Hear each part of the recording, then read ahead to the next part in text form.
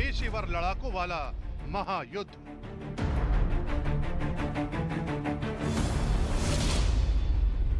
रूस यूक्रेन की सेना नहीं,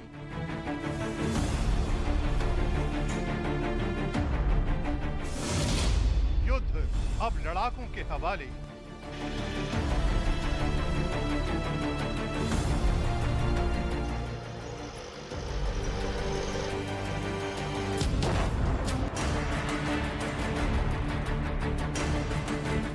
वैसे तो रूस यूक्रेन की आर्मी लड़ रही है, लेकिन पश्चिमी यूक्रेन में यावोरिव सैन्य प्रशिक्षण अड्डे पर हमले में जिन 180 विदेशी भाड़े के सैनिकों को मारने का दावा किया गया है, वो कौन है? रूस का दावा अगर सही है तो ये भाड़े के सैनिक क्यों यूक्रेन की ओर से जान देने के लिए जुट रहे हैं?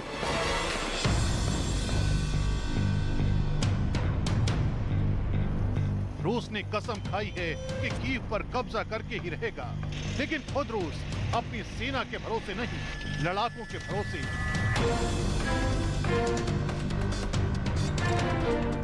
ज़ेलेंस्की को नेस्त नाबूद करना चाहता है। यकीन न आए तो रूस का ये ताजा बयान देख लीजिए, जो पुतिन के ही बयान के उल्टा है, जिसमें उन्होंने कहा था कि भाड़े के सैनिक नहीं लड़ेंगे, लेकिन जो सच है वो ये है। रूस के रक्षा मंत्री के प्रवक्ता का ये कबूलनामा गवाह है।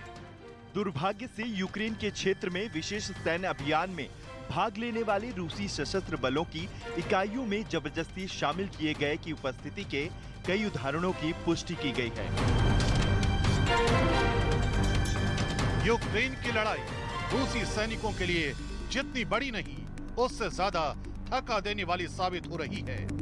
लिहाजा रूस बिना रहस्य बनाए ये मानने लगा है कि यूक्रेन की जंग में वो अपनी आर्मी नहीं, पेशेवर लड़ाकों के सहारे जीतेगा।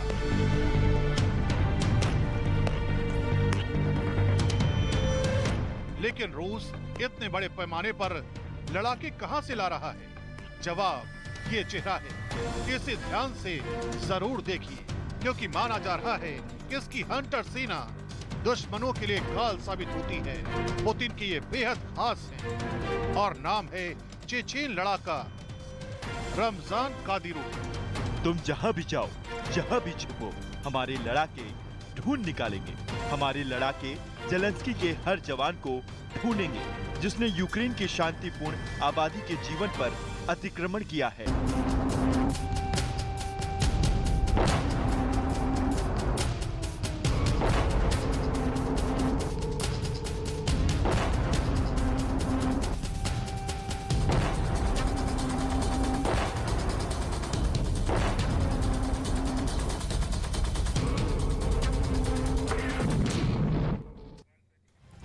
तो रूस की सेना यूक्रेन में तबाही तो मचा ही रही है, लेकिन अब रूस की ओर से भेजे गए चेचन के लड़ाके भी इस युद्ध में कूद पड़े हैं, जिससे यूक्रेन की चिंता और ज्यादा बढ़ चुकी है, क्योंकि चेचेन के लड़ाके दुनिया के सबसे बड़े लड़ाकों में शुमार किए जाते हैं।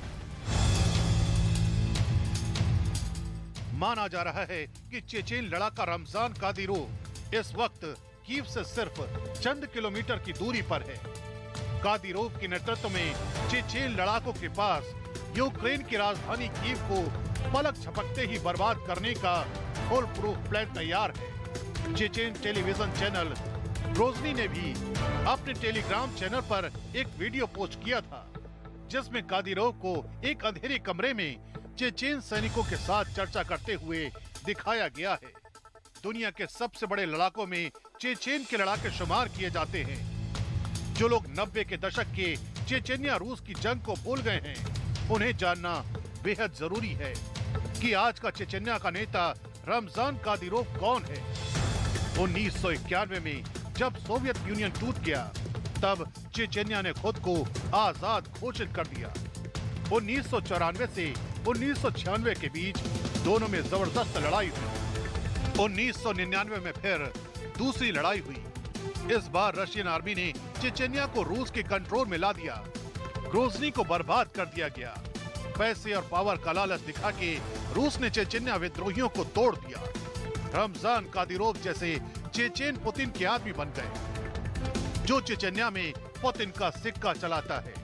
रमजान कादिरोव के बारे में कहा जाता है कि वो दुनिया के किसी भी नियम को दिल से तोड़ने की पुतिन की अदा का कायल है। यूक्रेन पर पुतिन की चढ़ाई करने का ड्रामा रमजान के लिए सपने जैसा था।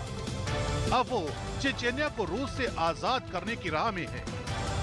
यूक्रेन का कहना है कि उसने युद्ध के दौरान ऐसे कई रूसियों को पकड़ा है जो कि रूसी सेना के नियमित फौजी नहीं है। पकड़े गए ऐसे कई लोगों के वीडियो यूक्रेनी सेना ने वायरल किए हैं। सवाल है, क्यों रूस जैसे बड़ी आर्मी वाले देश को लड़ाके रखने की जरूरत पड़ी, या क्या यूक्रेन भी लड़ाकों के दम पर ही कीव को बचाए रखने की ताकत लगा रहा है? जवाब 18 दिनों के युद्ध में यूक्रेन की थका देने वाली जंग है। और इतना ही क्यों?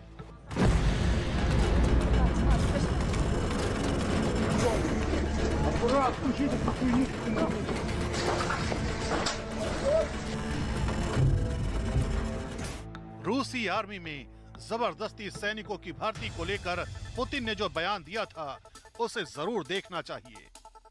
पुतिन ने कहा कि इस ऑपरेशन में केवल पेशेवर सेना ही हिस्सा ले रही है।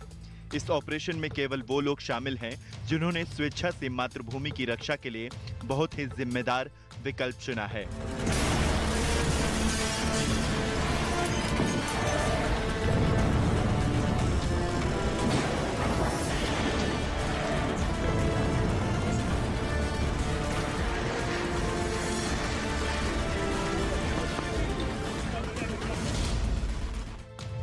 अब वही रूसी सेना कबूल रही है कि इस ऑपरेशन में जबरदस्ती शामिल किए गए सिपाहियों ने हिस्सा लिया है। यूक्रेन ने ऐसे सैनिकों को पकड़ा भी है। दूसरी ओर रूसी नहीं, यूक्रेन भी खुलेआम विदेशी सैनिकों का इस्तेमाल कर रहा है। पुतिन जर्मन चांसलर स्कोल्ज को बता चुके हैं। पुतिन ने कहा कि यूक्रेन में राष्ट्रवादी विदेशियों सहित लोगों को मानव ढाल के रूप में इस्तेमाल कर रहे हैं। यूक्रेन बाहरी देशों से जिहादियों और भाड़े के सैनिकों की मदद लेकर युद्ध लड़ रहा है।